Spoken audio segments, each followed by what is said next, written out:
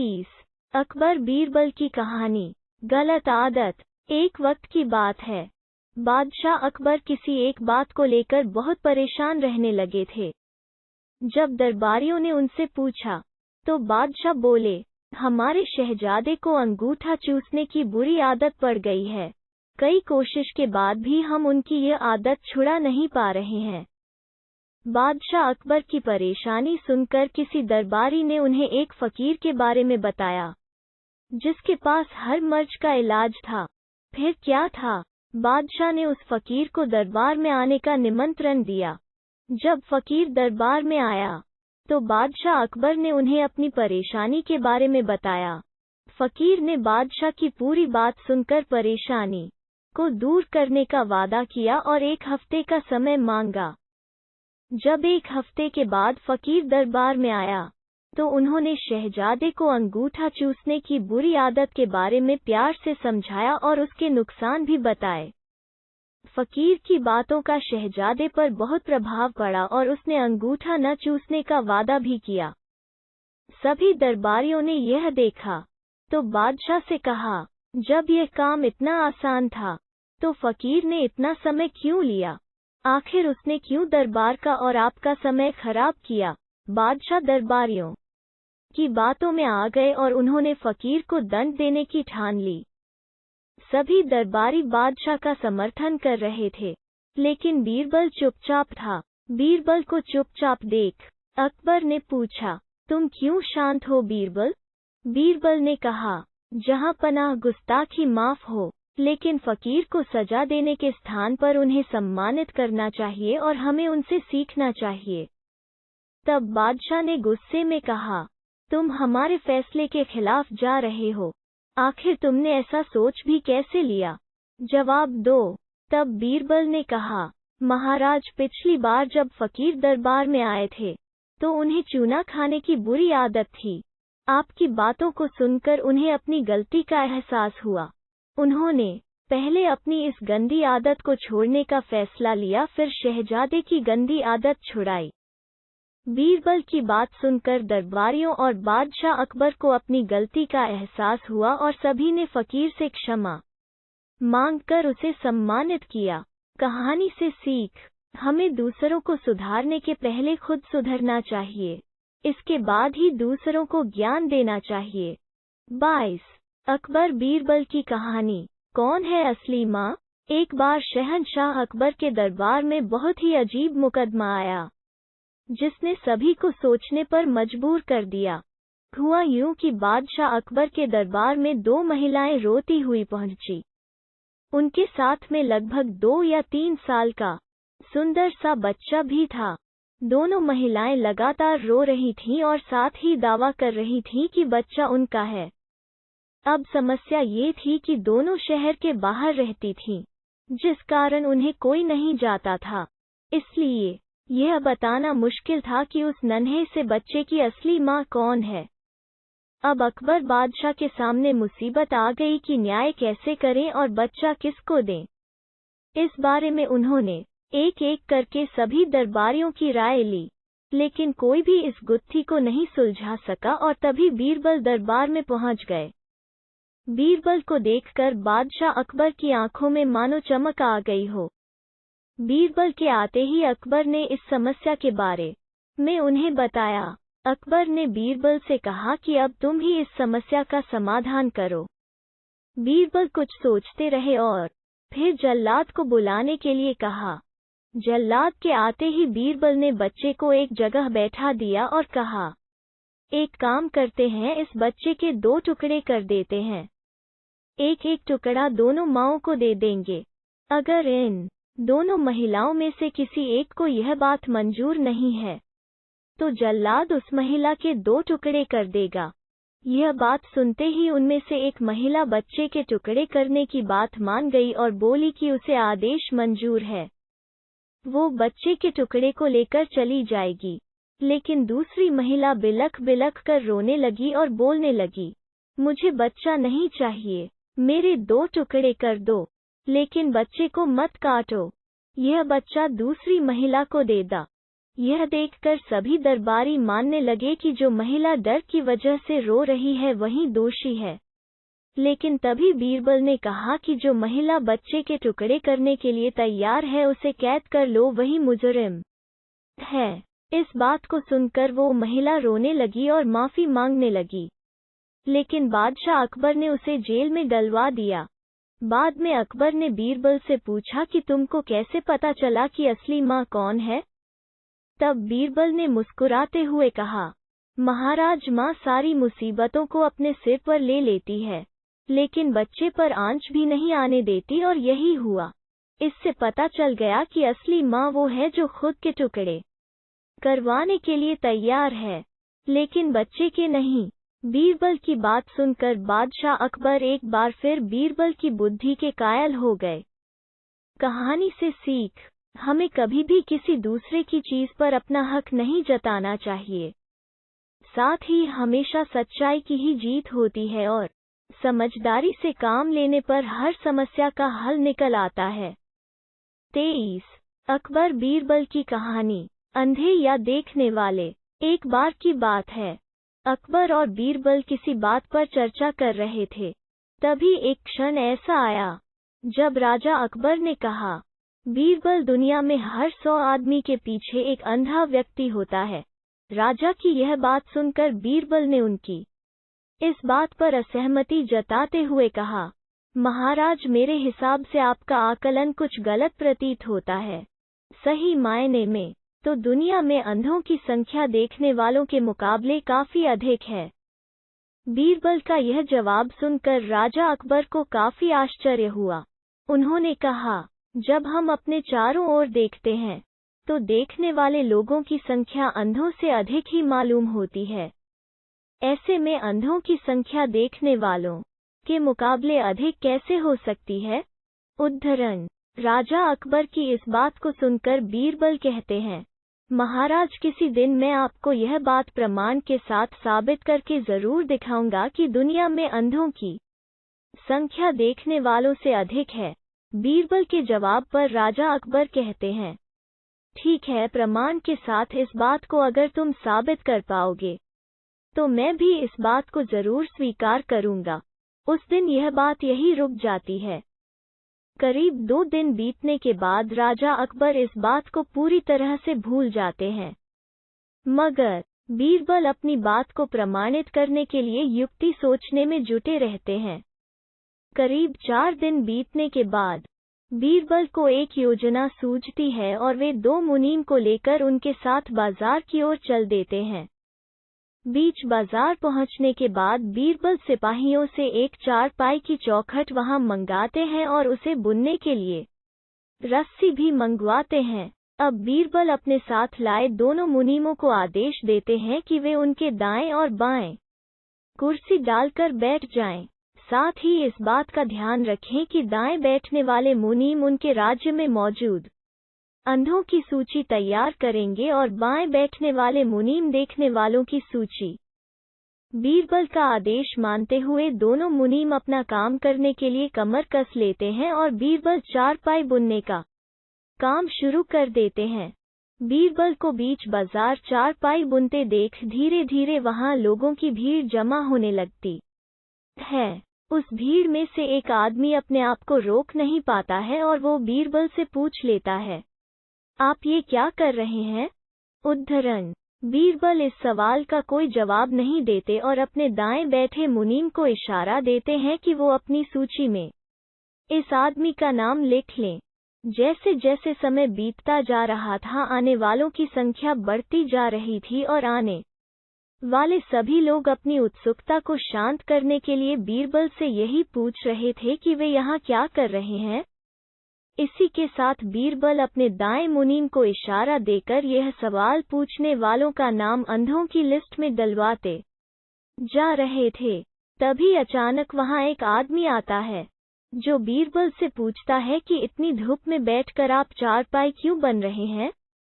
तब भी बीरबल कुछ नहीं बोलते हैं और बाएं बैठे मुनीम को यह सवाल पूछने वाले का नाम देखने वालों की सूची में लिखने का इशारा देते हैं। यह सिलसिला ऐसे ही चलता रहता है और धीरे धीरे पूरा दिन निकल जाता है। तभी इस बात की जानकारी राजा अकबर को होती है और वे भी माजरा समझने के लिए बाजार पहुंच जाते हैं, जहां बीरबल चारपाई बुनने का काम कर रहा था। राजा भी बीरबल से यह सब करने के पीछे की वजह जानना चाहते हैं, इसलिए वो बीरबल से सवाल करते हैं कि बीरबल, यह तुम क्या कर रहे हो? राजा का सवाल सुनते ही बीरबल अपने दाएं बैठे मुनीम को आदेश देते हैं कि अपनी अंधों की लिस्ट में महाराज अकबर का नाम भी शामिल कर दो। बीरबल की यह बात सुनकर राजा अकबर को थोड़ा गुस्सा आया और आश्चर्य भी हुआ। राजा अकबर ने कहा, बीरबल, मेरी आंखें पूरी तरह से ठीक हैं और मैं सब कुछ अच्छी तरह देख सकता हूँ, फिर क्यों तुम मेरा नाम अंधों की सूची में चढ़वा रहे हो? राजा अकबर के इस सवाल बार बीरबल मुस्कुराते हुए कहते हैं, महाराज, आप देख सकते हैं कि मैं चारपाई बन रहा हूँ, फिर भी आपने सवाल किया कि मैं क्या कर रहा हूँ? अब महाराज, ऐसा सवाल तो एक अंधा व्यक्ति ही पूछ सकता है। बीरबल का यह उत्तर सुन राजा अकबर को समझ में आ गया कि वो कुछ दिन पहले की गई बात को प्रमाणित करने के लिए यह सब कर रहा है। यह बात समझ में आते ही राजा अकबर भी मुस्कुराते हैं और पूछते हैं, बीरबल, तो फिर बताओ कि तुमने अपने इस प्रयास से क्या पता लगाया? बताओ, देखने वालों की संख्या अधिक है या अंधों की? उद्धरण। राजा के सवाल पर बीरबल जवाब देते हैं, महाराज, मैंने जो कहा था वही बात सच निकली कि दुनिया में देखने वालों के मुकाबले अंधों की संख्या ज्यादा है। मेरे द्वारा तैयार की गई दोनों सूची का मिलान करने से आप भी इस बात को अच्छी तरह से समझ सकते हैं। बीरबल का उत्तर सुनकर राजा अकबर जोर से हंसते हैं और कहते हैं, बीरबल, तुम अपनी बात को साबित करने के लिए कुछ भी कर सकते हो। कहानी से सीख। अकबर बीरबल अंधे बाबा की इस कहानी से यह सीख मिलती है कि दिखाई देने के बाद भी मूर्खतापूर्ण सवाल करने वाला व्यक्ति किसी अंधे के समान ही होता है। 24। अकबर बीरबल की कहानी। आधा इनाम। यह बात तब की है जब शहंशाह अकबर और बीरबल की पहली मुलाकात हुई थी। उस समय सभी बीरबल को महेश दास के नाम से जानते थे। एक दिन शहंशाह अकबर बाजार में महेश दास की होशियार से खुश होकर उसे अपने दरबार में इनाम देने के लिए बुलाते हैं और निशानी के तौर पर अपनी अंगूठी देते हैं। कुछ समय के बाद महेश दास सुल्तान अकबर से मिलने का विचार बनाकर उनके महल की ओर रवाना हो जाते हैं। वहां पहुंचकर महेश दास देखते हैं कि महल के बाहर बहुत लंबी लाइन लगी हुई है और दरबान हर व्यक्ति से कुछ न कुछ लेकर ही उन्हें अंदर जाने दे रहा है। जब महेश दास का नंबर आया तो उसने कहा कि महाराज ने मुझे इनाम देने के लिए बुलाया है और उसने सुल्तान की अंगूठी दिखाई। दरबान के मन में लालच आ गया और उसने कहा कि मैं तुम्हें एक ही शर्त पर अंदर जाने दूंगा, अगर तुम मुझे इनाम में से आधा हिस्सा दो तो। दरबान की बात सुनकर महेश दास ने कुछ सोचा और उसकी बात मानकर महल में चले गए। दरबार में पहुंचकर वो अपना नंबर आने का इंतजार करने लगे। जैसे ही महेश दास की बारी आई और वो सामने आए तो शहंशाह अकबर उन्हें देखते ही पहचान गए और दरबारियों के सामने उनकी बहुत तारीफ की। बादशाह अकबर ने कहा कि बोलो महेश दास, इनाम में क्या चाहिए? तक महेश दास ने कहा कि महाराज, मैं जो कुछ भी मांगूंगा क्या आप मुझे इनाम में देंगे? बादशाह अकबर ने कहा कि बिल्कुल, मांगो, क्या मांगते हो? तब महेश दास ने कहा कि महाराज, मुझे पीठ पर 100 कोड़े मारने का इनाम दें। महेश दास की बात सुनकर सभी को हैरानी हुई और बादशाह अकबर ने पूछा कि तुम ऐसा क्यों चाहते हो? तब महेश दास ने दरबान के साथ हुई पूरी घटना बताई और अंत में कहा कि मैंने वादा किया है कि इनाम का आधा हिस्सा मैं दरबान को दूंगा। तब अकबर ने गुस्से में आकर दरबान को 100 कोड़े लगवाए और महेश दास की होशियारी देखकर अपने दरबार में मुख्य सलाहकार के रूप में रख लिया। इसके बाद अकबर ने उनका नाम बदलकर महेश दास से बीरबल कर दिया। तब से लेकर आज तक अकबर और बीरबल के कई किस्से मशहूर हुए। कहानी से सीख। हमें अपना काम ईमानदारी से और बिना किसी लालच के करना चाहिए। अगर आप कुछ पाने की उम्मीद से कोई काम करते हो तो हमेशा बुरे परिणाम का सामना करना पड़ता है, जैसे इस कहानी में लालची दरबान के साथ हुआ। 25 अकबर बीरबल की कहानी। मुर्गी पहले आई या अंडा? एक दिन की बात है। बादशाह अकबर की राजसभा में एक ज्ञानी पंडित आया हुआ था। वो कुछ सवालों के जवाब बादशाह से जानना चाहता था, लेकिन बादशाह के लिए उसके सवालों का जवाब देना मुश्किल हो गया। इसलिए उन्होंने पंडित के सवालों के जवाब देने के लिए बीरबल को आगे कर दिया। बीरबल की चतुराई से सभी वाकिफ थे और सभी को उम्मीद थी कि बीरबल पंडित के हर सवाल का जवाब आसानी से दे सकते हैं। पंडित ने बीरबल से कहा, मैं तुम्हें 2 विकल्प देता हूँ। एक, या तो तुम मुझे मेरे 100 आसान से सवाल के जवाब दो या फिर मेरे एक मुश्किल सवाल का जवाब दो। बीरबल ने सोच विचार करने के बाद कहा कि मैं आपके एक मुश्किल सवाल का जवाब देना चाहता हूँ। फिर पंडित ने बीरबल से पूछा, तो बताओ मुर्गी पहले आई या अंडा? बीरबल ने तुरंत पंडित को जवाब दिया कि मुर्गी पहले आई। फिर पंडित ने उनसे पूछा कि तुम इतनी आसानी से कैसे बोल सकते हो कि मुर्गी पहले आई? इस पर बीरबल ने पंडित से कहा कि ये आपका दूसरा सवाल है और मुझे आपके एक सवाल का ही जवाब देना था। ऐसे में पंडित बीरबल के सामने कुछ बोल नहीं पाया और बिना बोले ही दरबार से चला गया। बीरबल की चतुराई और अक्लमंदी को देखकर अकबर हमेशा की तरह ही इस बार भी बहुत खुश हुए। इससे बीरबल ने साबित कर दिया कि बादशाह अकबर के दरबार में सलाहकार के रूप में बीरबल का रहना कितना जरूरी है। कहानी से सीख, सही तरह से दिमाग लगाने और संयम रखने से हर सवाल का जवाब और हर समस्या का हल मिल सकता है। 26 अकबर बीरबल की कहानी। सबकी सोच एक जैसी। एक बार राजा अकबर अपने दरबार में किसी खास विषय पर चर्चा कर रहे थे। उस विषय पर उन्होंने राज दरबार में मौजूद सभी लोगों से उनकी राय मांगी। ऐसे में दरबार में उपस्थित सभी मंत्रीगणों ने अपनी अपनी बुद्धि के हिसाब से जवाब दिया। राजा यह देखकर बहुत हैरान हुए कि सभी का जवाब एक दूसरे से बिल्कुल अलग था। इस पर राजा अकबर ने बीरबल से ऐसा होने के पीछे की वजह पूछी और सवाल किया, आखिर सबकी सोच एक जैसी क्यों नहीं होती? उद्धरण। राजा के सवाल पर बीरबल मुस्कुराया और कहा, महाराज, बेशक लोगों की सोच एक दूसरे से कई मामलों में अलग होती है, मगर कुछ खास विषयों पर सबकी सोच एक जैसी ही होती है। बीरबल की इस बात के साथ दरबार की कार्यवाही समाप्त होती है और सभी अपना अपना काम करने के लिए चले जाते हैं। उसी शाम राजा अकबर बीरबल के साथ अपने बाग में टहलने जाते हैं। तब वो दोबारा वही सवाल दोहराते हैं, बीरबल, मैंने तुमसे पूछा था कि सबकी सोच एक जैसी क्यों नहीं होती? इस सवाल का जवाब दो मुझे। इसी के साथ एक बार फिर अकबर और बीरबल के बीच इस मुद्दे को लेकर बहस छिड़ जाती है। जब लाख कोशिशों के बावजूद राजा अकबर को बीरबल की बात नहीं समझ आती, तो वो अपनी बात को समझाने के लिए एक युक्ति निकालता है। बीरबल कहता है, महाराज, मैं आपको साबित कर दूंगा कि कुछ मामलों में सबकी सोच एक जैसी ही होती है। बस आप एक फरमान जारी कर दीजिए।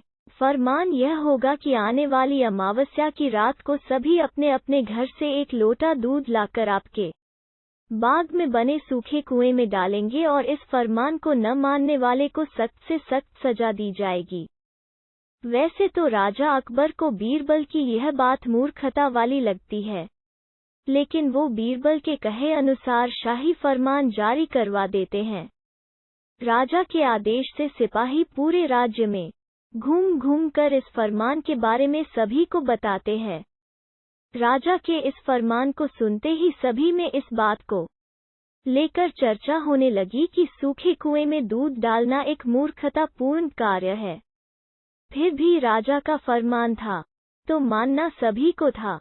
सभी अमावस्या की रात का इंतजार करने लगे। देखते देखते अमावस्या की रात भी आ गई और सभी अपने अपने घर से एक एक भरा लोटा लेकर कुएं के पास जमा हो जाते हैं। बारी बारी सभी कुएं में लोटा पलटकर अपने अपने घर की ओर चले जाते हैं। यह सारा नजारा राजा अकबर और बीरबल छिपकर देख रहे होते हैं। जब सभी अपना लोटा कुएं में पलटकर चले जाते हैं, तो बीरबल राजा अकबर को कुएं के नजदीक ले जाते हैं और कहते हैं, महाराज देखिए, क्या आपके फरमान से कुआं दूध से भर गया?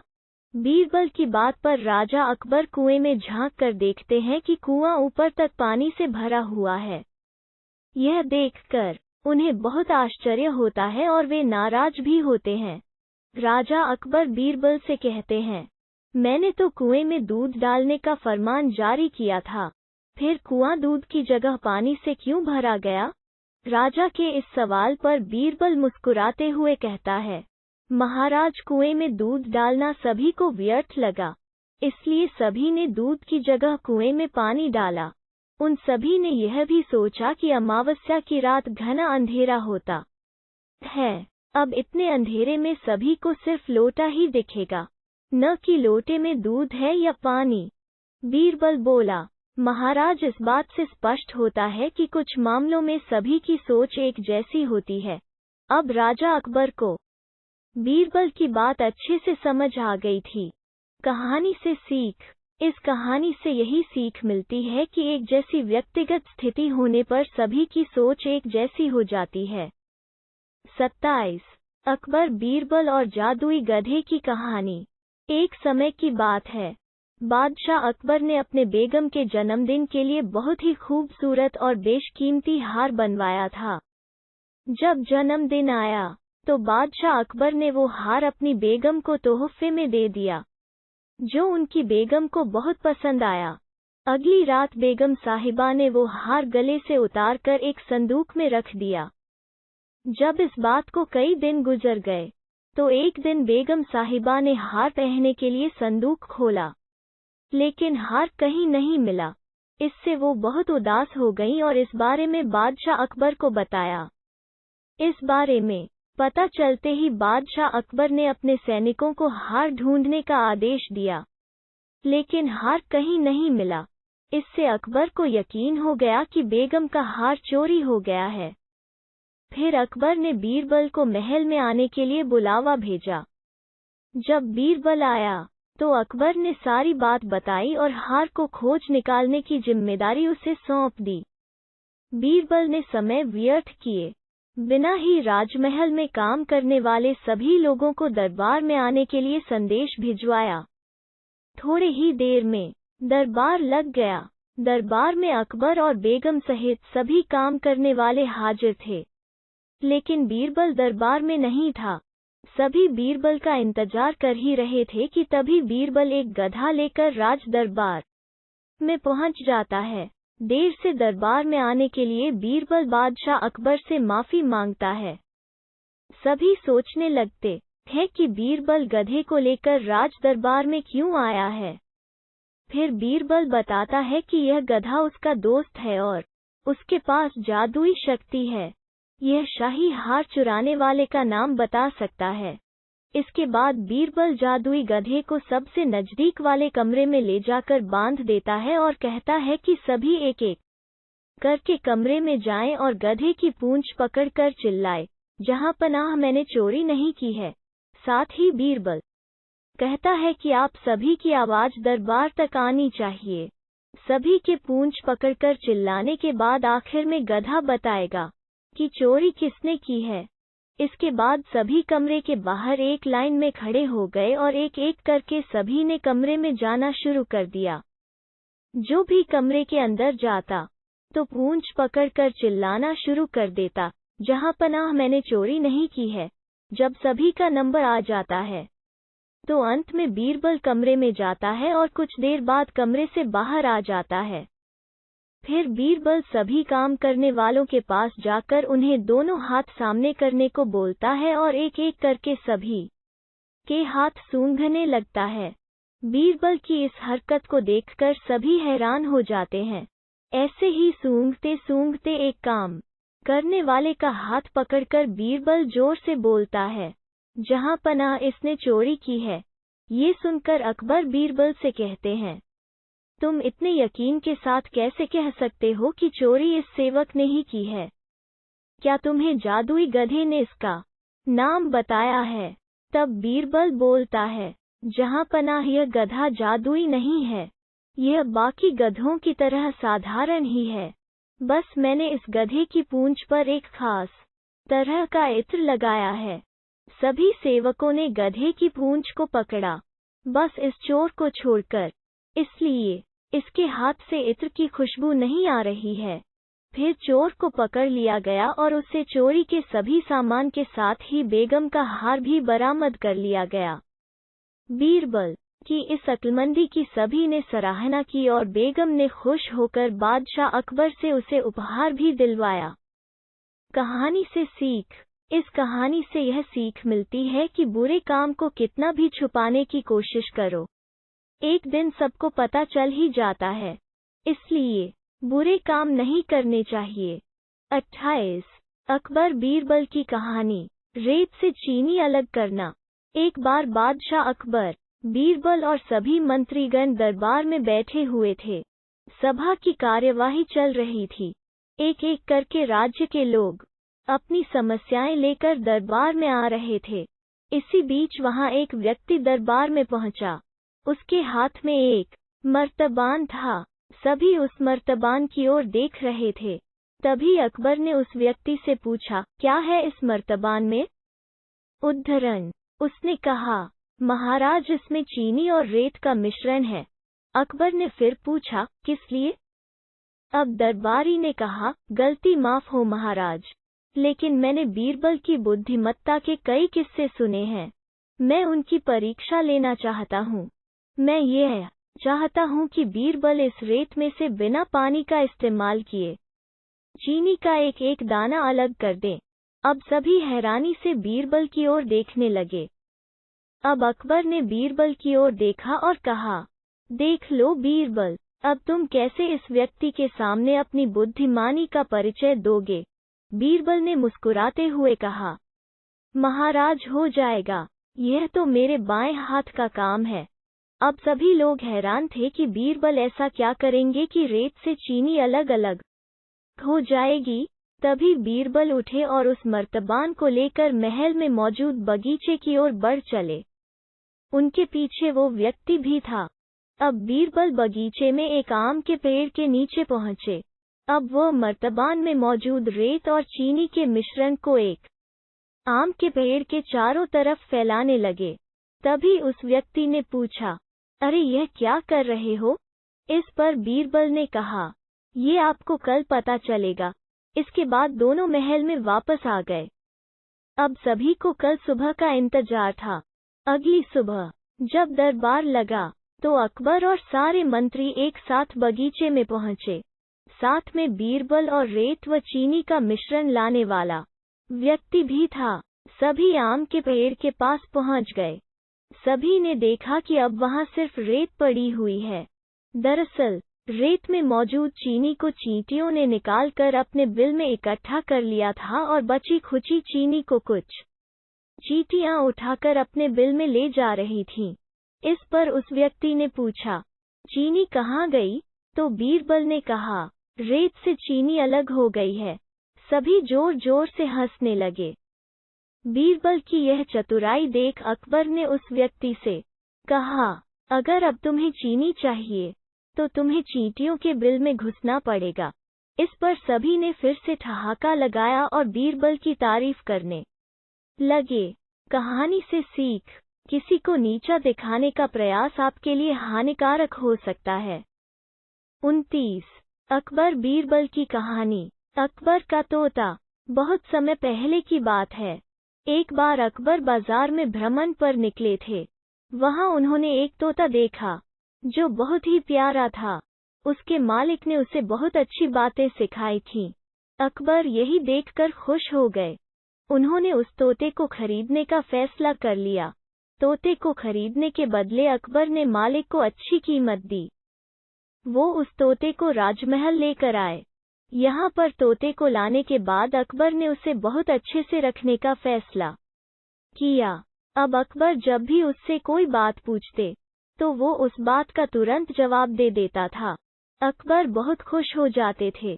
वो तोता दिनों दिन उनके लिए जान से भी प्यारा हो गया था। उन्होंने महल में उसके रहने के लिए शाही व्यवस्था करने का आदेश दिया। उन्होंने अपने सेवकों को कहा, इस तोते का खास ख्याल रखा जाए।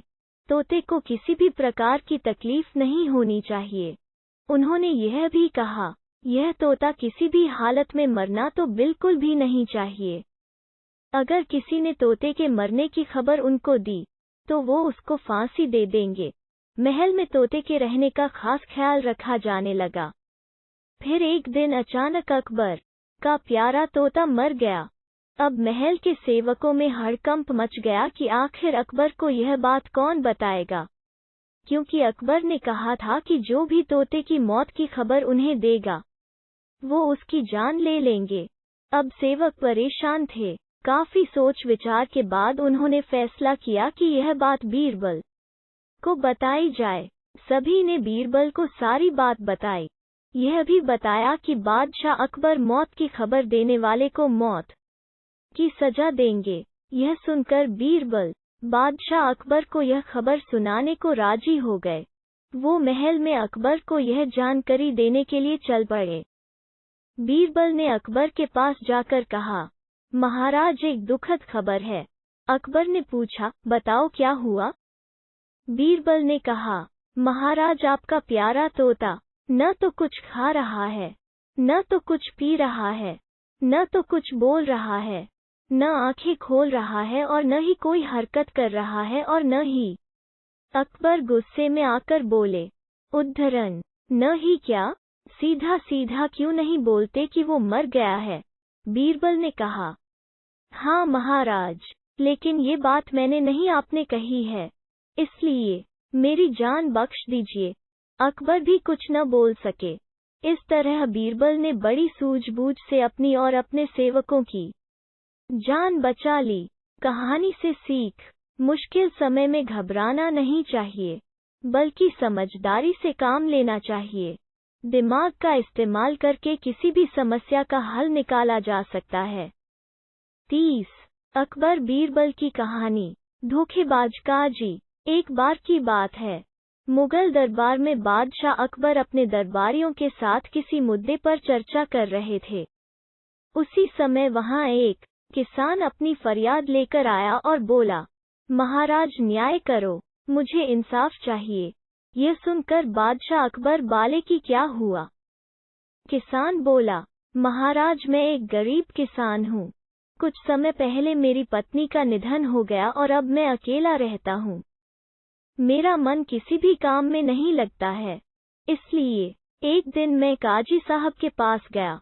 उन्होंने मन की शांति के लिए मुझे यहाँ से काफी दूर स्थित एक दरगाह में जाने के लिए कहा।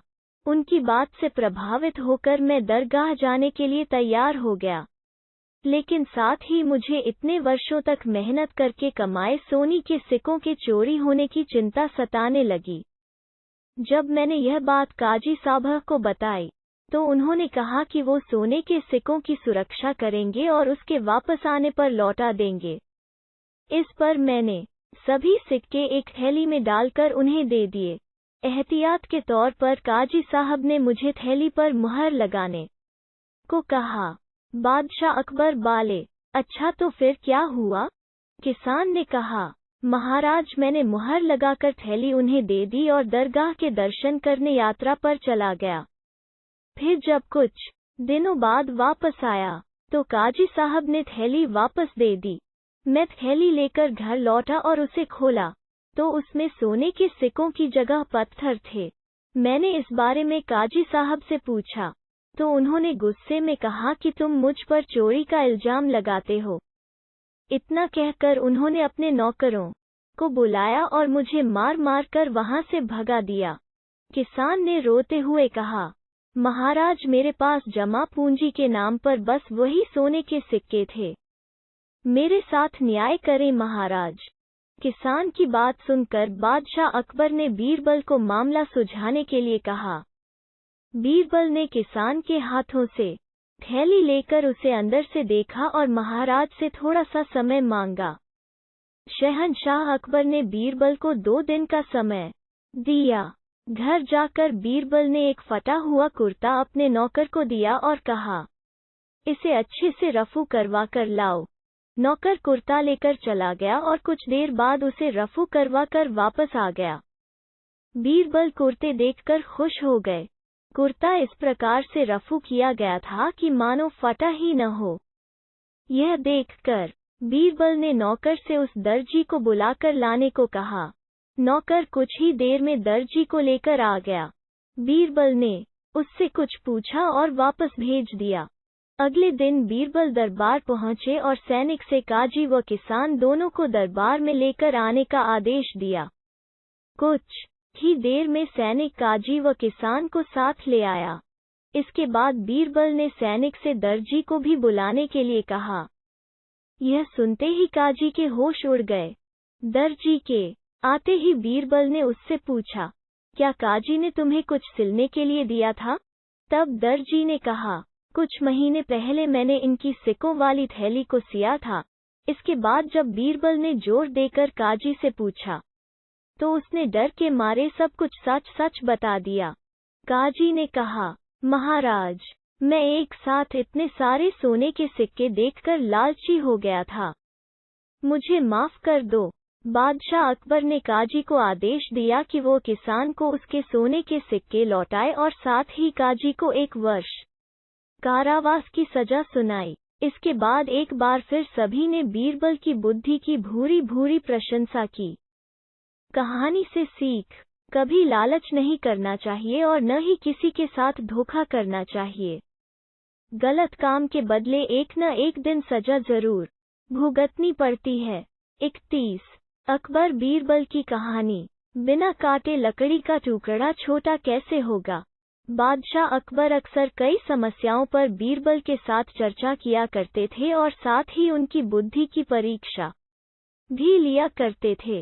वहीं बीरबल भी हर समस्या का समाधान बड़े ही रोचक तरीके से करते थे। एक बार की बात है, महाराज अकबर और बीरबल दोनों शाही बगीचे में टहल रहे थे। दोनों के बीच किसी गंभीर मुद्दे पर चर्चा हो रही थी कि तभी अचानक बादशाह अकबर के दिमाग में बीरबल की परीक्षा लेने की सूझी। बादशाह अकबर ने पास में पड़ी हुई एक लकड़ी की ओर इशारा करते हुए बीरबल से पूछा, बीरबल एक बात बताओ, ये जो सामने लकड़ी पड़ी हुई है, क्या तुम इसे बिना काटे छोटा कर सकते हो? उद्धरण चिन्ह। बीरबल बादशाह अकबर के मन की बात समझ गए और वो लकड़ी बादशाह अकबर के हाथ में देते हुए बोले, जी महाराज, मैं इस लकड़ी को छोटा कर सकता हूँ। बादशाह अकबर बोले, वो कैसे भला? तब बीरबल ने वहीं पास में पड़ी हुई एक बड़ी लकड़ी उठाई और बादशाह अकबर को पकड़ाते हुए पूछा, महाराज, इनमें से छोटी लकड़ी कौन सी है? उद्धरण चिन्ह। बादशाह अकबर बीरबल की चतुराई समझ गए और छोटी लकड़ी बीरबल के हाथ में देते हुए बोले, वाकई बीरबल, तुमने बिना काटे लकड़ी को छोटा कर दिया। इसके बाद दोनों जोर जोर से हंसने लगे।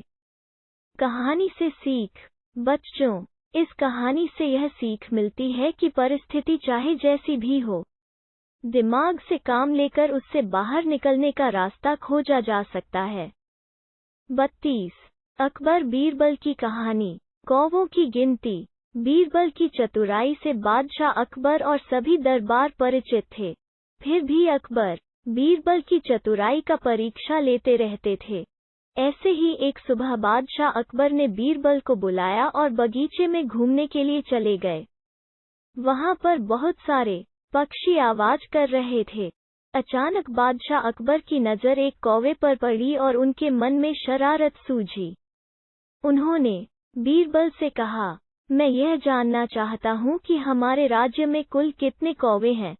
यह सवाल थोड़ा अटपटा जरूर था, लेकिन फिर भी बीरबल कहा, महाराज, मैं आपके इस प्रश्न का जवाब दे सकता हूँ, लेकिन मुझे थोड़ा समय चाहिए। अकबर ने मन ही मन मुस्कुराते हुए बीरबल को समय दे दिया।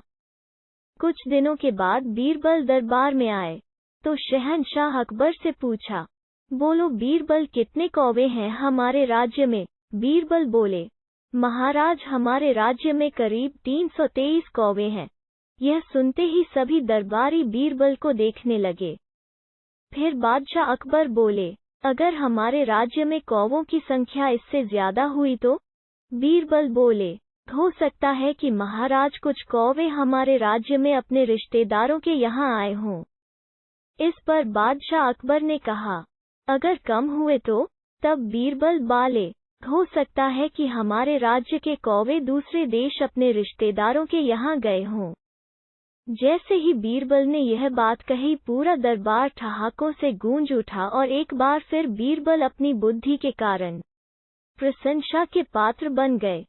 कहानी से सीख। बच्चों, इस कहानी से यह सीख मिलती है कि अगर दिमाग का इस्तेमाल किया जाए तो हर समस्या का हल और सवाल का जवाब ढूंढा जा सकता है। 33। अकबर बीरबल की कहानी। उम्र बढ़ाने वाला पेड़। एक समय की बात है जब बादशाह अकबर का परचम पूरे विश्व में फैलने लगा था। उसी दौरान तुर्किस्तान के बादशाह को अकबर की बुद्धिमत्ता की परीक्षा लेने की सूझी। तुर्किस्तान के बादशाह ने अपने दूत को संदेश पत्र देकर कुछ सिपाहियों के साथ दिल्ली रवाना किया। बादशाह ने पत्र में लिखा था, मुझे सुनने में आया है कि भारत में ऐसा पेड़ है जिसके पत्ते को खाकर इंसान की आयु बढ़ाने में मदद मिल सकती है। अगर यह बात सच है तो मेरे लिए उस पेड़ के कुछ पत्ते जरूर भेजें। जब अकबर ने उस पत्र को पढ़ा तो वो सोच में पड़ गए। इस चिंता से उबरने के लिए अकबर ने बीरबल का सहारा लिया। बीरबल की सलाह पर बादशाह अकबर ने तुर्किस्तान से आए सिपाहियों और दूत को कैद करने का आदेश दिया। सिपाही और दूत के कैदखाने में कई दिन बीत जाने के बाद अकबर और बीरबल एक दिन उनसे मिलने गए। अकबर और बीरबल को आते देखकर वो सोचने लगे कि उन्हें रिहाई मिल जाएगी, लेकिन ऐसा नहीं हुआ। बादशाह अकबर जब उनके पास पहुंचे तो उन्होंने दूत से कहा, जब तक इस किले की एक दो ईंट गिर नहीं जाती तब तक आप लोगों को आज़ाद नहीं करेंगे। ऐसा होने तक आप सभी के लिए यहाँ खाने पीने का पूरा इंतजाम किया जाएगा। इतना कहकर बादशाह अकबर और बीरबल वहां से चले गए।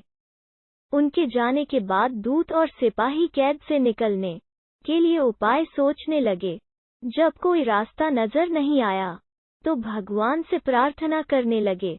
जल्द ही उनकी प्रार्थना रंग लाई और कुछ दिनों बाद अचानक तेज भूकंप आया और भूकंप के कारण किले का एक भाग टूटकर गिर गया। यह घटना के बाद दूत ने अकबर के पास किले की दीवार गिरने की खबर भिजवाई। यह खबर सुनते ही बादशाह अकबर को अपना वादा याद आया और उन्होंने तुर्किस्तान के दूत व सिपाहियों को दरबार में प्रस्तुत होने का आदेश दिया। उनके दरबार में पहुंचते ही बादशाह अकबर बोले, अब तो आप सबको अपने बादशाह के द्वारा भेजे गए पत्र का उत्तर मिल गया होगा। अगर अब भी आपको समझ नहीं आया है तो मैं समझा देता हूँ। तुम सिर्फ 100 लोग हो और तुम्हारी आह सुनकर किले का एक हिस्सा गिर गया। तो सोचो, जिस देश में हजारों लोगों पर अत्याचार होते हैं उस देश के बादशाह की आयु कैसे बढ़ेगी। लोगों की आह से उसका पतन तो निश्चित है। हमारे भारत देश में किसी गरीब पर अत्याचार नहीं होता, यही होता है आयुवर्धक वृक्ष। उसके कुछ दिन बाद बादशाह ने उन सभी को उनके देश भेज दिया है और रास्ते में होने वाले खर्चे के लिए कुछ पैसे भी दिए। दूत ने तुर्किस्तान पहुंचकर भारत में घटित सारी बात विस्तार से बादशाह को बताए। अकबर बीरबल की बुद्धिमत्ता देखकर तुर्किस्तान के बादशाह ने दरबार में उनकी बहुत प्रशंसा की। कहानी से सीख। इस कहानी से यह सीख मिलती है कि सभी के साथ प्रेम से रहना चाहिए और कमजोर पर अत्याचार नहीं करना चाहिए। साथ ही वही देश तरक्की करता है जहां प्रजा सुखी रहती है। 34। अकबर बीरबल की कहानी। चोर की दाढ़ी में तिनका। बच्चों, अकबर और बीरबल के कई कहानियां प्रसिद्ध हैं। यह कहानियों सभी के दिल में अपनी छाप छोड़ने के साथ साथ अच्छी शिक्षा देना का भी काम करती हैं। उन्हीं में से एक है चोर की दाढ़ी में तिनका। एक बार की बात है, बादशाह अकबर की सबसे प्यारी अंगूठी अचानक गुम हो गई थी। बहुत ढूंढने पर भी वो नहीं मिली। इस कारण बादशाह अकबर चिंतित हो जाते हैं और इस बात का जिक्र बीरबल से करते हैं। इस पर बीरबल महाराजा अकबर से पूछते हैं, महाराज, आपने अंगूठी कब उतारी थी और उसे कहाँ रखा था? बादशाह अकबर कहते हैं, मैंने नहाने से पहले अपनी अंगूठी को अलमारी में रखा था और जब वापस आया तो अंगूठी अलमारी में नहीं थी। फिर बीरबल अकबर से कहते हैं, तब तो अंगूठी गुम नहीं चोरी हुई है और यह सब महल में साफ सफाई करने वाले किसी कर्मचारी ने ही किया होगा। यह सुनकर बादशाह ने सभी सेवकों को हाजिर होने को कहा। उनके कमरे में साफ सफाई करने के लिए कुछ 5 कर्मचारी तैनात थे और पांचों हाजिर हो गए। सेवकों के हाजिर होने के बाद बीरबल ने उन सभी को कहा, महाराज की अंगूठी चोरी हो गई है, जो अलमारी में रखी थी। अगर आप में से किसी ने उठाई है तो बता दे, वरना मुझे अलमारी से ही पूछना पड़ेगा। फिर बीरबल अलमारी के पास जाकर कुछ फुसफुसाने लगे। इसके बाद मुस्कुराते हुए पांचों सेवकों से कहा, चोर मुझसे बच नहीं सकता है, क्योंकि चोर की दाढ़ी में तिनका है। यह बात सुनकर उन पांचों में से एक ने सबसे नजर बचाकर दाढ़ी में हाथ फेरा, जैसे कि वो तिनका निकालने की कोशिश कर रहा हो। इसी बीच बीरबल की नजर उस पर पड़ गई और सिपाहियों को तुरंत चोर को गिरफ्तार करने का आदेश दिया। जब बादशाह अकबर ने उससे सख्ती से पूछा तो उसने अपना गुनाह काबूल कर लिया और बादशाह की अंगूठी वापस कर दी। बादशाह अकबर अपनी अंगूठी पाकर बेहद प्रसन्न हुए। चोर की दाढ़ी में तिनका कहानी से सीख। इस कहानी से यह सीख मिलती है कि ताकत की जगह दिमाग का इस्तेमाल करने से हर समस्या का हल मिल सकता है। 35 अकबर बीरबल की कहानी। पेड़ एक और मालिक दो। एक बार की बात है, रोज की ही तरह बादशाह अकबर दरबार में बैठकर अपनी प्रजा की समस्याएं सुन रहे थे। सभी लोग अपनी अपनी समस्याएं लेकर बादशाह के सामने हाजिर हो रहे थे और तभी राघव व केशव नाम के 2 पड़ोसी अपनी समस्या लेकर दरबार में आए। इन दोनों की समस्या की जड़ था इन दोनों घर के बीच मौजूद फलों से लबालब भरा आम का पेड़। मामला आम के पेड़ के मालिकाना हक को लेकर था। राघव कह रहा था कि पेड़ उसका है और केशव झूठ बोल रहा है। वहीं केशव का कहना था कि वो पेड़ का असली मालिक है और राघव झूठा है। पेड़ एक और मालिक दो का मामला बहुत उलझा हुआ था और दोनों में से कोई भी हार मानने को तैयार नहीं था। दोनों पक्षों की बातें सुनकर और सोच विचार करने के बाद बादशाह अकबर ने यह मामला अपने नवरत्नों में से एक बीरबल को सौंप दिया। मामले को सुलझाने और सच्चाई का पता लगाने के लिए बीरबल ने एक नाटक रचा। उस शाम बीरबल ने 2 सिपाहियों से कहा कि वे राघव के घर जाएं और कहें कि उसके आम के पेड़ से आम चोरी हो रहे हैं। उन्होंने 2 सिपाहियों को केशव के घर जाकर भी यही संदेश देने को कहा। साथ ही बीरबल ने कहा कि यह संदेश देने के बाद वो उनके घर के पीछे छिपकर देखें कि राघव और केशव क्या करते हैं। बीरबल ने यह भी कहा कि राघव और केशव को पता नहीं लगना चाहिए कि तुम उनके घर आम की चोरी की सूचना लेकर जा रहे हो। सिपाहियों ने बिल्कुल वैसा ही किया जैसा बीरबल ने कहा। 2 सिपाही केशव के घर गए और 2 राघव के घर। जब वो वहां पहुंचे तो उन्हें पता चला कि राघव और केशव दोनों ही घर में नहीं थे। तो सिपाहियों ने उनकी पत्नियों को यह संदेश दे दिया। जब केशव घर पहुंचा तो उसकी पत्नी ने उसे आम की चोरी की सूचना दी। यह सुनकर केशव ने कहा, अरे भाग्यवान, खाना तो खिला दो, आम के चक्कर में अब क्या भूखा बैठा रहूं? और कौन सा वो पेड़ मेरा अपना है? चोरी हो रही है तो होने दो, सुबह देखेंगे। यह कहकर वो आराम से बैठकर खाना खाने लगा। वहीं जब राघव घर आया और उसकी पत्नी ने यह बात उसे बताई तो वो उल्टे पैर पेड़ की तरह दौड़ पड़ा। उसकी पत्नी ने पीछे से आवाज लगाई, अरे, खाना तो खा लीजिए। जिस पर राघव ने कहा, खाना तो सुबह भी खा सकता हूँ, लेकिन अगर आज आम चोरी हो गए तो मेरे पूरे साल की मेहनत पर पानी फिर जाएगा। सिपाहियों ने दोनों के घर के बाहर छिपकर यह सारा नजारा देखा और वापस दरबार जाकर बीरबल को बताया। अगले दिन दोनों फिर से दरबार में हाजिर हुए। उन दोनों के सामने बीरबल ने बादशाह अकबर से कहा, जहां पनाह, सारी समस्या की जड़ वो पेड़ है, क्यों न हम वो पेड़ ही कटवा दें। न रहेगा बांस, न बजेगी बांसुरी। बादशाह अकबर ने इस बारे में राघव और केशव से पूछा, इस बारे में आप दोनों का क्या ख्याल है? इस पर केशव ने कहा, हुजूर आपकी हुकूमत है, आप जैसा कहेंगे मैं उसे चुपचाप स्वीकार कर लूंगा। वहीं राघव ने कहा, मालिक, मैंने 7 वर्ष तक उस पेड़ को सींचा है, आप चाहें तो उसे केशव को दे दीजिए, लेकिन कृपा करके उसे कटवाएं न, मैं आपके आगे हाथ जोड़ता हूँ। उन दोनों की बात सुनकर बादशाह अकबर ने बीरबल की तरह देखा और कहा, अब आपका क्या कहना है बीरबल? इसके बाद बीरबल ने बादशाह को बीती रात का किस्सा सुनाया और मुस्कुराते हुए कहा, हुजूर, पेड़ एक और मालिक 2, ऐसा कैसे हो सकता है? कल रात हुई घटना और आज हुई इस बात के बाद यह साबित हो चुका है कि राघव ही पेड़ का असली मालिक है और केशव झूठ बोल रहा है। यह सुनकर बादशाह ने बीरबल को शाबाशी दी। उन्होंने अपने हक के खातिर लड़ने के लिए राघव को बधाई दी और चोरी करने व झूठ बोलने के लिए केशव को जेल में बंद करने का आदेश दिया।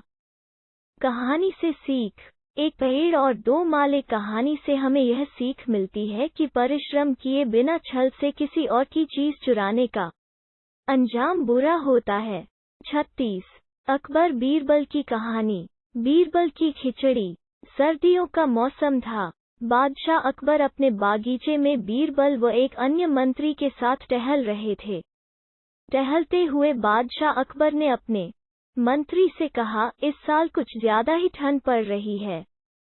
महल से बाहर निकलने में भी ठंड से हालत खराब हो रही है। मंत्री ने बादशाह की बात का जवाब देते हुए कहा, जी हुजूर, बिल्कुल सही फरमाया आपने। इस साल तो इतनी ठंड पड़ रही है कि जनता ने घर से बाहर निकलना बहुत कम कर दिया है। टहलते टहलते बादशाह अकबर बगीचे में बने तालाब के किनारे जा पहुंचे।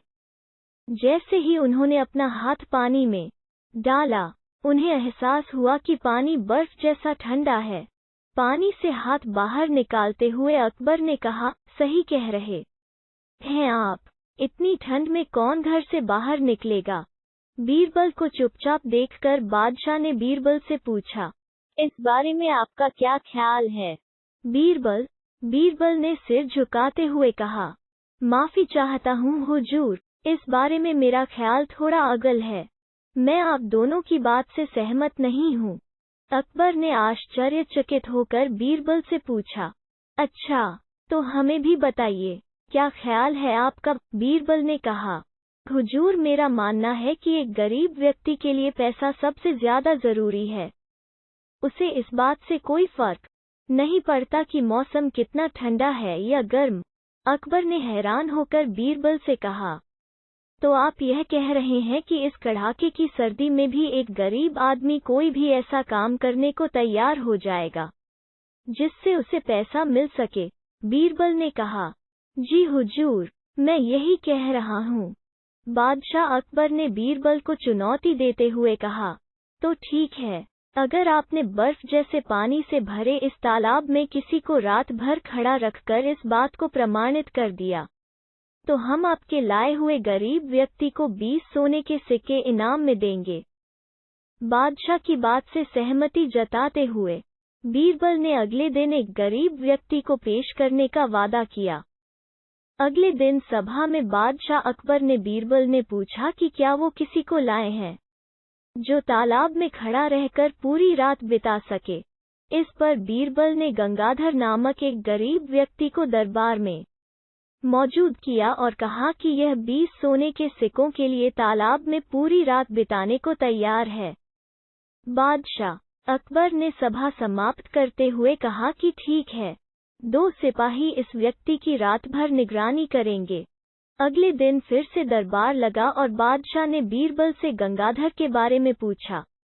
बीरबल, कहाँ है आपका मित्र? कितनी देर टिक पाया वो उस बर्फीले पानी में? बीरबल ने कहा, महाराज वो यही है, मैं उसे दरबार में पेश करने की इजाजत चाहता हूँ। बादशाह की इजाजत मिलते ही बीरबल ने गंगाधर को दरबार में बुलाया।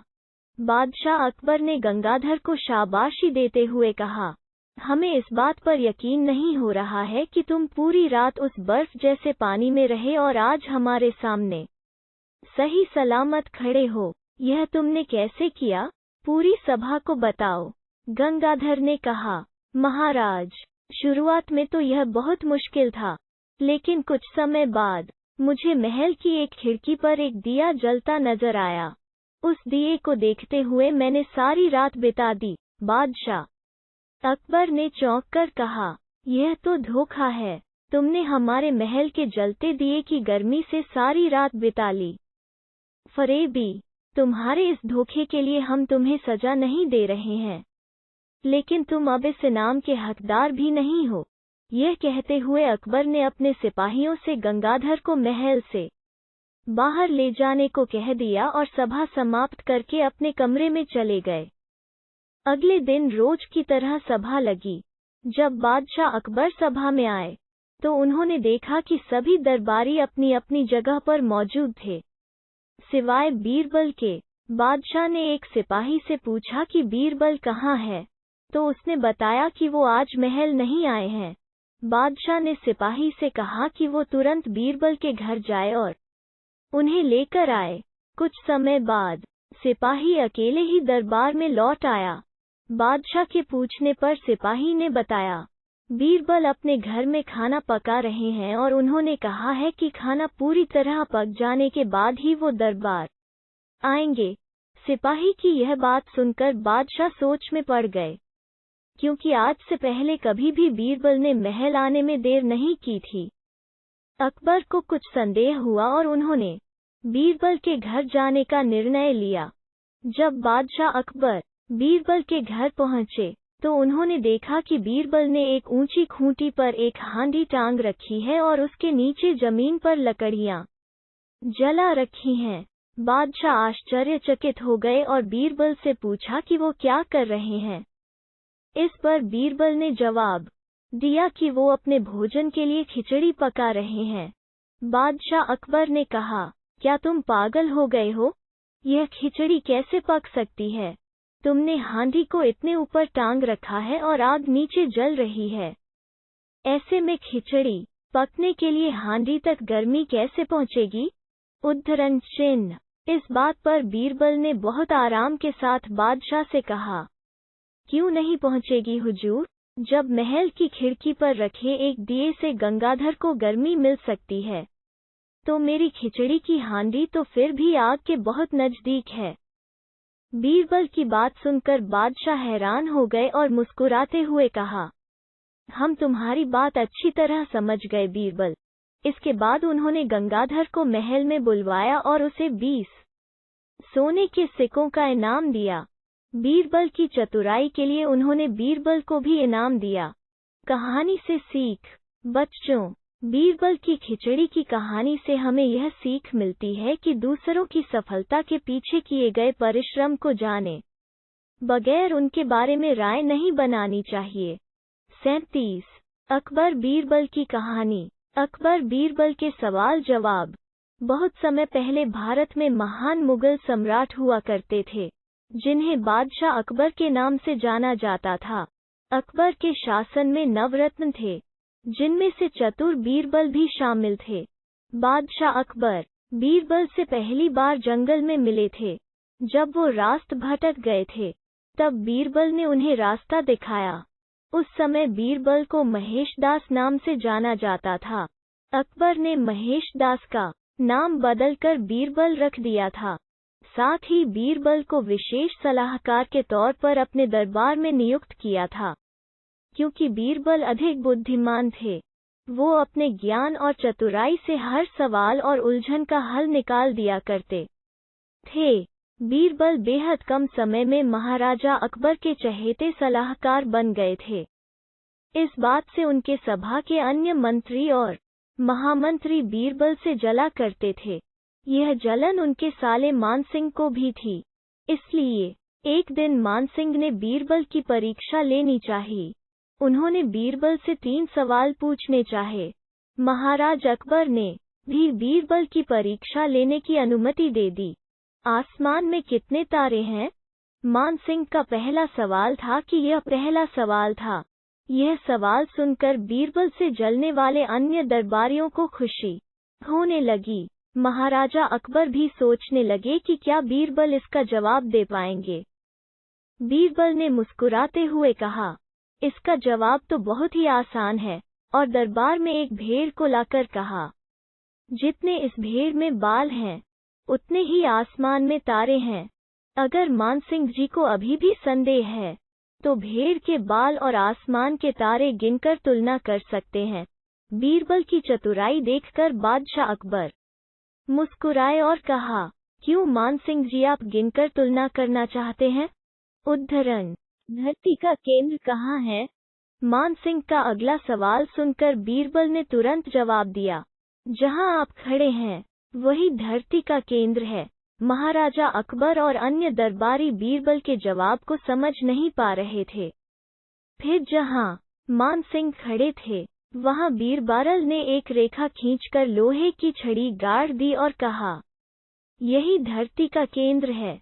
अगर किसी को मेरी बात पर यकीन न हो, तो वो खुद धरती को माप सकता है।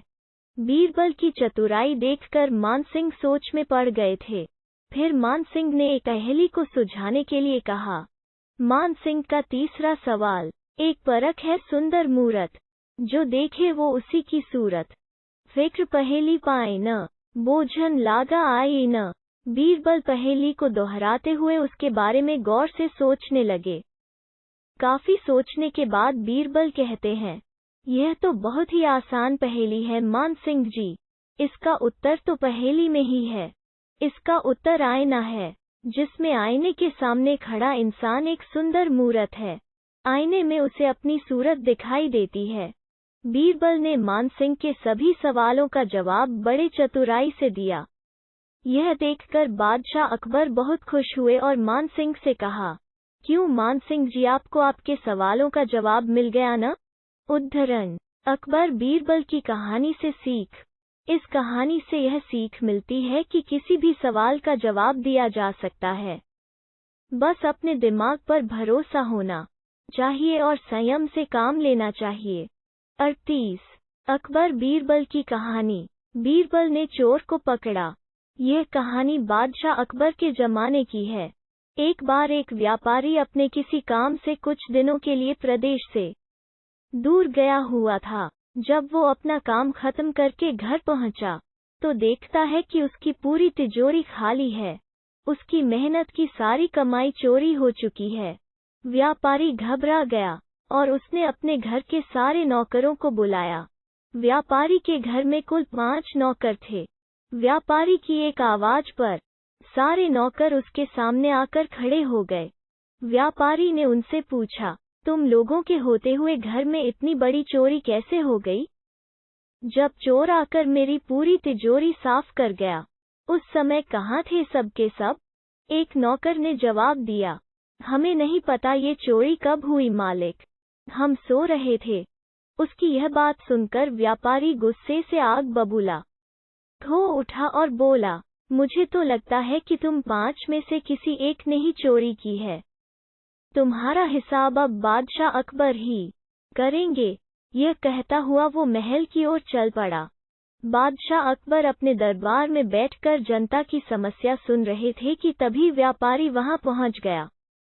व्यापारी ने कहा, न्याय हुजूर, न्याय, मेरी समस्या को दूर करें। बादशाह ने पूछा, क्या हुआ, कौन हो तुम और क्या है तुम्हारी समस्या? व्यापारी बोला, मैं आप ही के राज्य में रहने वाला एक व्यापारी हूँ। महाराज, एक जरूरी काम से कुछ दिनों के लिए प्रदेश से बाहर गया था। जब वापस आया तो मेरी सारी तिजोरी लुट चुकी थी। मैं बर्बाद हो गया। हुजूर, मेरी मदद करें। यह सुनकर बादशाह ने व्यापारी से कुछ सवाल पूछे, जैसे कितना सामान चोरी हुआ, क्या उसे किसी पर शक है आदि। सवालों के जवाब मिलने के बाद अकबर ने व्यापारी का मामला बीरबल को सौंप दिया और कहा कि असली चोर को पकड़ने में बीरबल उसकी मदद करेंगे। अगले दिन बीरबल व्यापारी के घर पहुंचे। उन्होंने सभी नौकरों को बुलाया और उनसे पूछा कि चोरी की रात वो सभी कहाँ थे। सभी ने कहा कि वो व्यापारी के घर में ही रहते हैं और उस रात भी व्यापारी के घर में ही सो रहे थे। बीरबल ने उनकी बात मान ली और कहा, आप सभी को परेशान होने की जरूरत नहीं है। मेरे हाथ में ये 5 जादुई लकड़ियां हैं। मैं आप सभी को एक एक लकड़ी दूंगा। जो भी चोर होगा उसकी लकड़ी आज रात 2 इंच लंबी हो जाएगी और चोर पकड़ा जाएगा। हम सभी कल यहीं मिलेंगे। यह कह बीरबल ने सबसे हाथ में एक एक लकड़ी पकड़ाई और वहां से चले गए। दिन ढल गया। अगले दिन बीरबल फिर से व्यापारी के घर पहुंचे और उन्होंने सभी नौकरों को अपनी अपनी लकड़ी के साथ बुलाया। जब बीरबल ने सबकी लकड़ी देखी तो उन्होंने देखा कि एक नौकर की लकड़ी 2 इंच छोटी है। बस फिर क्या था, बीरबल ने तुरंत सिपाहियों को उस नौकर को पकड़ने का आदेश दिया। व्यापारी इस पूरी घटना को समझ नहीं पाया और असमंजस से बीरबल की तरफ देखने लगा। बीरबल ने व्यापारी को समझाया कि कोई लकड़ी जादुई नहीं थी, लेकिन चोर को इस बात का डर था कि उसकी लकड़ी 2 इंच बड़ी हो जाएगी और इस डर से उसने अपनी लकड़ी को 2 इंच काट दिया और वो पकड़ा गया। व्यापारी बीरबल की चतुराई से बहुत प्रभावित हुआ और उसका धन्यवाद किया। कहानी से सीख। बच्चों, बीरबल ने चोर को पकड़ा। कहानी से हमें यह सीख मिलती है कि गलत काम चाहे जितना भी चतुराई से किया जाए, लेकिन वो सभी की नजरों में आ जाता है और उसका अंजाम हमेशा बुरा ही होता है। 39। अकबर बीरबल की कहानी। मोम का शेर। सालों पहले की बात है जब राजा एक दूसरे को पैगाम के साथ ही कुछ पहेलियां भी भेजा करते थे। ऐसे ही किसी एक राजा का दूत सर्दियों के मौसम में एक दिन मुगल साम्राज्य के बादशाह अकबर के दरबार में पहुंचा। वह अपने साथ पहेली के रूप में पिंजरे में कैद एक नकली शेर लेकर गया था। राजा ने पहेली के साथ एक पैगाम भी भेजा था। पैगाम में लिखा था कि क्या मुगल राज्य में कोई ऐसा बुद्धिमान है जो पिंजरे और शेर को छुए बिना शेर को बाहर निकाल सके। अब मुगल सम्राट अकबर सोच में पड़ गए कि आखिर शेर और पिंजरे को हाथ लगाए बिना भला शेर को कैसे बाहर निकाला जा सकता है। पहेली के साथ भेजे गए पैगाम में यह भी साफ लिखा था कि पिंजरे से शेर को बाहर निकालने के लिए एक व्यक्ति को एक ही बार मौका मिलेगा। अकबर काफी परेशान हो गए। उन्हें लगा कि यह तो बहुत मुश्किल है और अगर शेर को पिंजरे से बाहर नहीं निकाल पाए तो मुगल राज्य की काफी बदनामी भी होगी। ये सब सोचते सोचते उन्होंने दरबार में मौजूद सभी की तरफ देखते हुए पूछा, है कोई जो इस पहेली को सुलझा सके? लेकिन हर कोई इसी सोच में डूबा था कि आखिर यह संभव कैसे हो सकता। अकबर के पूछने पर जब किसी ने जवाब नहीं दिया तो उन्हें अपने वजीर बीरबल की याद आने लगी, जो सभा में मौजूद नहीं थे। उन्होंने तुरंत दरबान को भेजकर बीरबल को दरबार में हाजिर होने का आदेश भिजवाया, लेकिन अफसोस बीरबल किसी सरकारी काम से राज्य से बाहर गए हुए थे। रात भर अकबर इसी सोच में डूबे रहे कि आखिर पहेली को कैसे सुलझाया जाए। दूसरे दिन फिर दरबार लगा, लेकिन बीरबल की कुर्सी खाली देखकर अकबर उदास हो गए। बादशाह ने एक बार फिर दरबारियों से पूछा, क्या किसी के पास इस शेर को पिंजरे से बाहर निकालने की कोई तरकीब है? इतने में एक दरबान अकबर के सामने आया और उसने शेर को पिंजरे से निकालने की कोशिश की। लेकिन वो नाकामयाब रहा। दूसरे दरबान ने पहेली को सुलझाने के लिए एक जादूगर को बुलवाया, लेकिन वो भी विफल रहा। कोशिश करते करते शाम होने को आई। तभी बीरबल दरबार में पहुंच गए। अकबर को परेशान देखकर बीरबल ने पूछा, क्या बात है सम्राट, आप इतने परेशान क्यों हैं? बादशाह ने तुरंत शेर से जुड़ी पहेली के बारे में बीरबल को सब कुछ बताया। अकबर ने बीरबल से पूछा, क्या तुम इस शेर को पिंजरे से बाहर निकाल सकते हो? बीरबल ने कहा, हाँ, मैं कोशिश कर सकता हूँ। अकबर बहुत खुश हुए, क्योंकि मुगल साम्राज्य में बीरबल के जैसा बुद्धिमान और चतुर दूसरा कोई नहीं था। शेर को पिंजरे से बाहर निकालने के लिए बीरबल ने अकबर से कहा कि उन्हें 2 सुलगती हुई लोहे की छड़ व सरिये की आवश्यकता है। शहंशाह ने तुरंत इसकी व्यवस्था करने को कहा।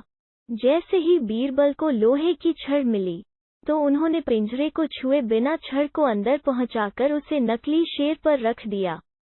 शेर लोहे की गर्म छड़ के स्पर्श में आते ही पिघलने लग गया, क्योंकि वो मोम का शेर था। देखते ही देखते पूरा शेर मोम के रूप में पिंजरे से बाहर निकल गया। बीरबल की इस अक्लमंदी पर अकबर बहुत प्रसन्न हुए। उन्होंने बीरबल से पूछा, अरे, आखिर तुम्हें पता कैसे चला कि यह पिंजरे के अंदर मोम का शेर कैद है? बीरबल ने बड़ी ही नम्रता से जवाब दिया, हजूर, बस शेर को गौर से देखने की जरूरत थी। मैंने जब पहेली के बारे में जानने के बाद उसे गौर से देखा, तो लगा कि यह मोम का शेर हो सकता है। साथ ही राजा ने यह भी नहीं बताया था कि शेर को कैसे बाहर निकालना है, तो मैंने उसे पिघलाकर बाहर निकाल दिया। इधर दरबार में बीरबल की जय जयकार होने लगी। उधर पहेली लेकर अकबर के दरबार पहुंचा राजदूत अपने राज्य वापस लौट गया और बीरबल के इस कारनामे के बारे में राजा को बताया। कहा जाता है कि उस दिन के बाद से राजा ने ऐसी पहेली भेजना छोड़ दिया था। मोम का शेर कहानी से सीख, अक्लमंदी से सब कुछ संभव है। हर जगह बल नहीं, बल्कि बुद्धि का प्रयोग किया जाना चाहिए। दिमाग से हर समस्या का समाधान हो सकता है। 40 कुएं का पानी की कहानी। एक किसान बहुत परेशान था। उसे अपने खेतों को सींचने के लिए पानी की जरूरत थी। इसलिए वो कई दिनों से अपनी जमीन के आसपास किसी कुएं की तलाश कर रहा था। इसी तलाश में वो घूम ही रहा था कि अचानक उसे एक कुआं दिखा। यह कुआं उसके खेतों से बहुत नजदीक था, इसलिए किसान बहुत खुश हुआ। उसने सोचा कि अब उसकी परेशानी खत्म हो गई। यह सोचकर वो खुशी खुशी घर चला गया। अगले दिन वो पानी लेने कुएं पर पहुंचा। जैसे ही उसने कुएं के नजदीक रखी बाल्टी कुएं में डाली, वहां एक आदमी आ धमका। वो किसान से बोला, यह कुआं मेरा है, तुम इससे पानी नहीं ले सकते। अगर तुम इस कुएं से पानी लेना चाहते हो, तो तुम्हें इस कुएं को खरीदना होगा। यह बात सुनकर किसान कुछ देर रुका और फिर मन ही मन सोचने लगा कि अगर मैं इस कुएं को खरीद लूं, तो मुझे कभी पानी की कमी नहीं होगी और न ही मुझे पानी के लिए इधर उधर भटकना पड़ेगा। फिर क्या था, दोनों के बीच एक रकम तय हुई। किसान के पास उतने पैसे तो थे नहीं, लेकिन वो यह मौका छोड़ना नहीं चाहता था।